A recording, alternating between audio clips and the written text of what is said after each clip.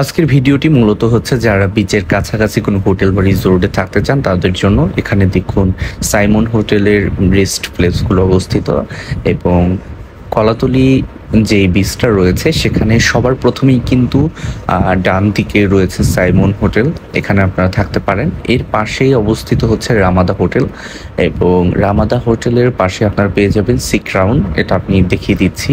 এই যে এটা হচ্ছে সি ক্রাউন হোটেল। সো এই হোটেলগুলো হচ্ছে কলাতলি বিচে, যেটা কিনা আপনি ডলফিন মোড় হয়ে আসতে পারবেন। আমরা উঠেছি এই যে এখানে, এটার নাম হচ্ছে ওশান প্যারাডাইস। সুতরাং আপনারা চাইলেই কিন্তু কলাতলি বিচে এই সমুদ্রের খুব কাছাকাছি থাকার জন্য এই হোটেলগুলো চুজ করতে পারেন, যেখানে আমি আরো একবার দেখাচ্ছি Ramada hotel, Simon hotel, the crown hotel এবং ওশান প্যারাডাইসে উঠতে পারেন।